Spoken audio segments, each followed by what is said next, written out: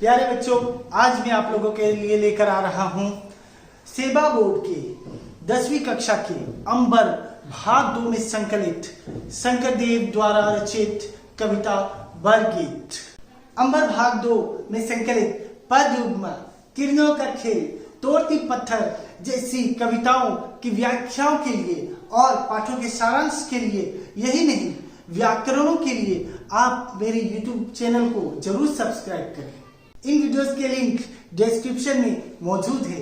Videos पसंद आए तो लाइक और शेयर जरूर करें। इस कविता में श्रीमंत शंकरदेव के 2 भक्तिमूलक बरगीत दिए गए हैं, जिनमें से एक है राग धनश्री और दूसरा राग गौरी। तो सर्वप्रथम राग धनश्री पर चर्चा कर लेते हैं। बोलहु राम नामे से मुक्ति निदाना, भाव वैतरणी तरणी सुख सरणी, नाही नाही नाम समाना। श्रीमंत शंकरदेव ने प्रथम बरगीत में भगवान के नाम महिमा का वर्णन किया है।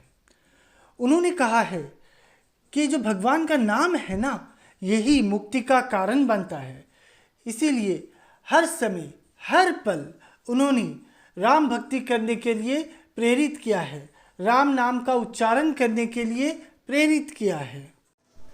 शंकरदेव आगे कहते, भव वैतरणी तरणी सुख सरणी, अर्थात भव का मतलब हो गया संसार। ये जो संसार है, ये जग है, इसे शंकरदेव भव कह रहे हैं। और वैतरणी क्या है?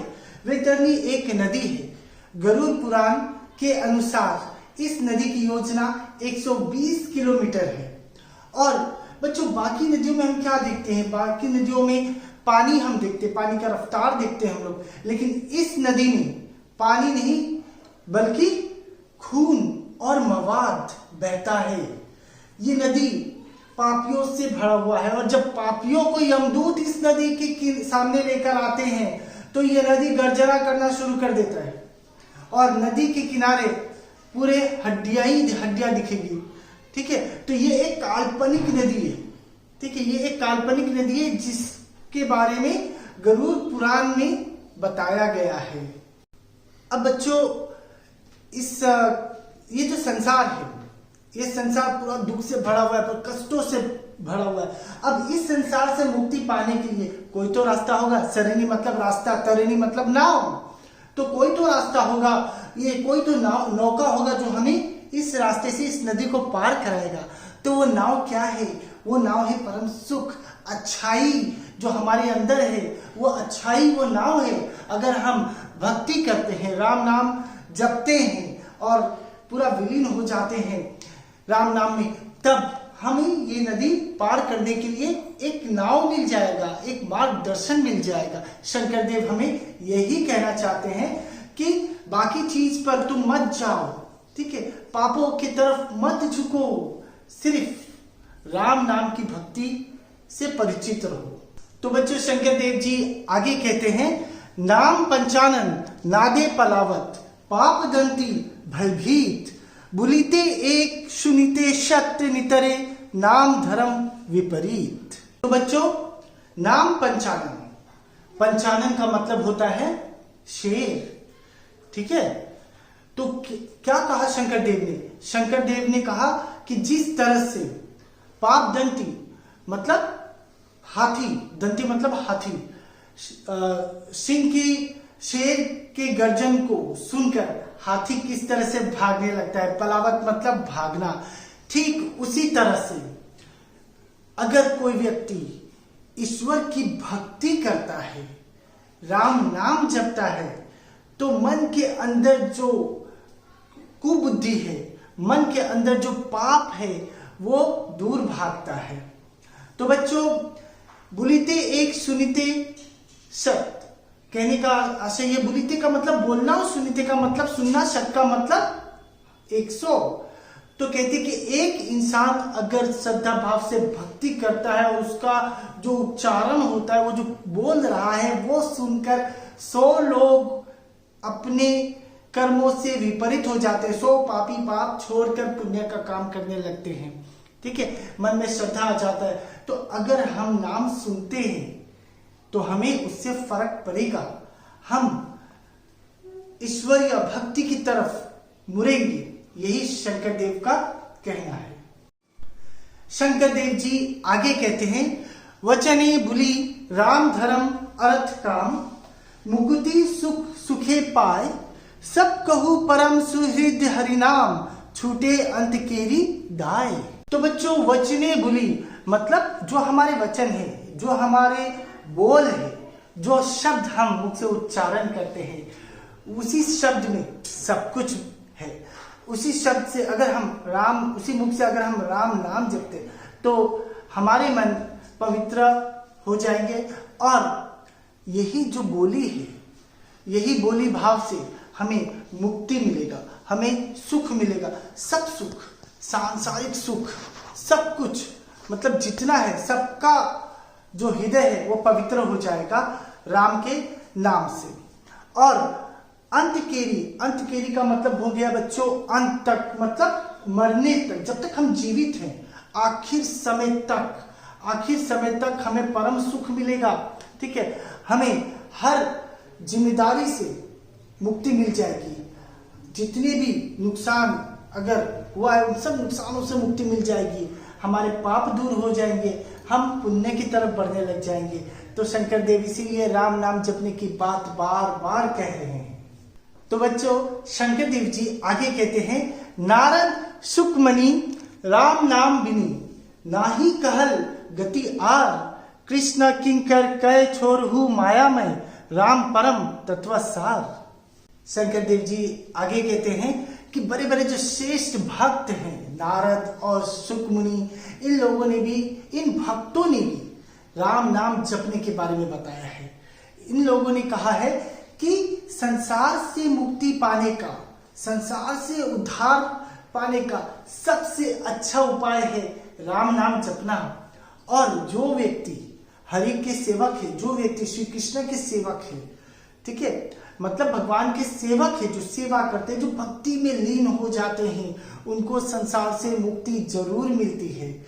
और राम नाम ही सार तत्व है, राम ही सार तत्व है। ये बात शंकर देव बता रहे हैं कि इस माया वो संसार को छोड़ो, इस संसार में कुछ नहीं रखा हुआ है, ये माया जाल है, संसार एक माया जाल है। हम लोगों के माया जाल में फंस कर रह जाते हैं। और असली जो काम है हमारा, जो हमें पूजा अर्चना, जो हमारा असली काम है, भक्ति जो काम है, उस भक्ति से हम दूर हो जाते हैं। हम पाप पुण्य में फर्क समझना भूल जाते हैं और इसीलिए हम गलत रास्ते पे निकल पड़ते हैं। तो हमें शंकर देव जी गलत रास्ते पे चलने से रोक रहे हैं। वो कह रहे हैं भक्ति में लीन रहो, भक्ति करो और ये जो पाप है, इन पापों से दूर रहो।